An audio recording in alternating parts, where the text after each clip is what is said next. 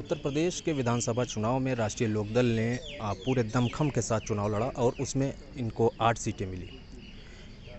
इस वक्त मेरे साथ मौजूद हैं बातचीत करने के लिए मुजफ्फरनगर के मीरापुर विधानसभा से चंदन चौहान जी, जो विधायक हैं। हम इनसे बातचीत करेंगे। सर, सबसे पहले आपका स्वागत। जी धन्यवाद। मैं आपका धन्यवाद करता हूँ, आपने मंच दिया मुझे अपनी बात रखने का। आप जीते उसके बाद हमारी आपकी पहली मुलाकात हो रही है।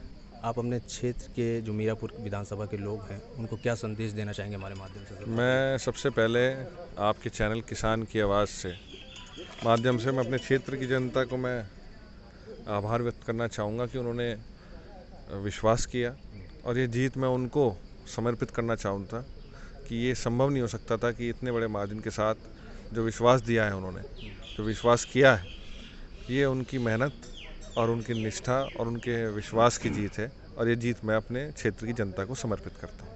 अच्छा, उत्तर प्रदेश का चुनाव हो गया, अब राजस्थान के रण को फतह करने की बारी है। आप लोगों को कुछ जिम्मेदारी भी दी गई है पार्टी की तरफ से। जी, किस तरह से उसको निभाएंगे, क्या करेंगे? जी माननीय हमारे नेता जो हैं जयंत चौधरी जी ने राजस्थान के सह प्रभारी के रूप में एक जिम्मेदारी दी है और मैं एक पार्टी के कार्यकर्ता होने के नाते पूरी ताकत से, पूरी शिद्दत से जो माननीय नेताजी ने हम पे विश्वास किया है उसको पूरा करने का प्रयास करूँगा।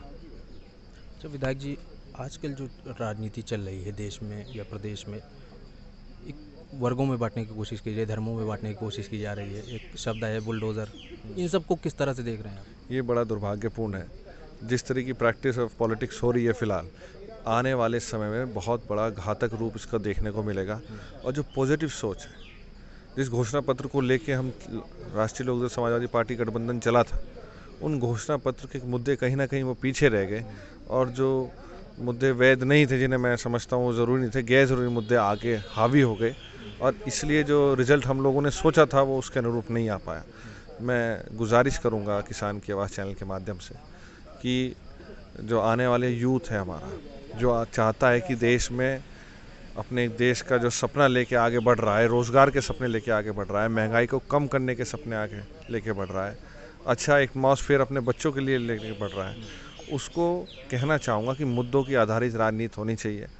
बहकाना आसान है, समझाना मुश्किल है और बहुत से माध्यम आजकल डिजिटल युग में ऐसे हो गए हैं कि लोग बहक जाते हैं। तो बहकाने से रोकने का प्रयास करना चाहिए, दिमाग लगा के समझाने की आवश्यकता है और समझने की आवश्यकता है। विधानसभा में किस तरह से ये सब मुद्दे आप रखेंगे? आपको लगता है आपकी सुनी जाएगी आप लोगों की? बिल्कुल, एक मंच लोकतंत्र के अंदर दिया गया है और उस मंच का पूरी ताकत के साथ हमारे नेता माननीय जयंत चौधरी जी और माननीय अखिलेश जी और पूरे गठबंधन के समस्त नेता जो रणनीति बनाएंगे उसको पूरी ताकत के साथ विधानसभा के पटल पे हम रखने का काम करेंगे। और मुझे विश्वास है कि जो डिजिटल युग आज है उसमें हम मजबूत होकर अपनी बात जनता तक पहुंचाने का काम करेंगे, जिससे और जो झूठ फैलाने का साधन है उस पर भी रोक लगाने की आवश्यकता है।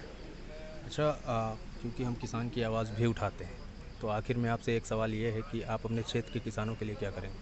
देखिए, हमारे यहाँ सबसे बड़ी समस्या मोरना शुगर मिल है, उसके विस्तारीकरण की आवश्यकता है और मेरा लक्ष्य ये बना के चला था, मैंने वादा कर रखा है अपने लोगों के वहाँ के कि इस बार मोरना शुगर मिल का विस्तारीकरण होना वहाँ के लिए बहुत ज़रूरी है। एक वो होना चाहिए।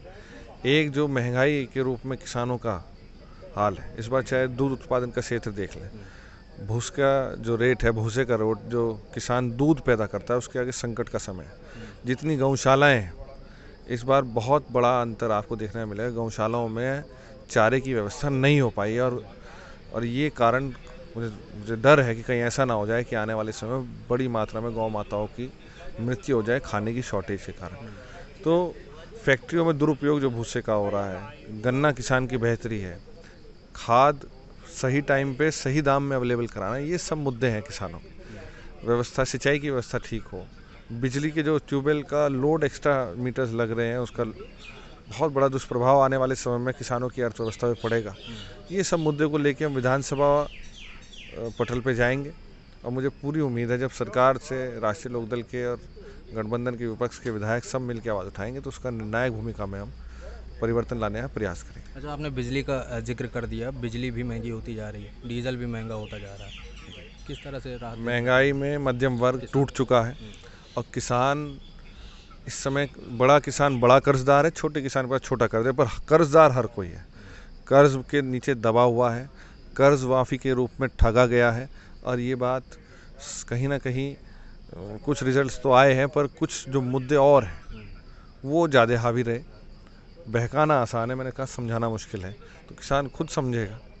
और हमें पूरी उम्मीद है कि ये महंगाई जो है ये किसी को खुशहाली नहीं देने वाली। डीजल पेट्रोल के दाम जो बढ़ गए हैं, बिजली के दाम कहाँ तक पहुँच गए हैं, स्कूल फीसिस का जो बच्चों के आप दे रहे हैं, आप और हम सब मिल के दे रहे हैं, वो अभूतपूर्व उससे बढ़ चुकी है। और कहीं ना कहीं मध्यम वर्ग और किसान की कमर टूट चुकी है। इसे बचाने की आवश्यकता है, स्पेशल पैकेजेस की आवश्यकता है। और जो रणनीति हमारे नेता बताएंगे, जो पब्लिक बताएगी, उसको लेके आगे बढ़ के हम काम करने का प्रयास करेंगे।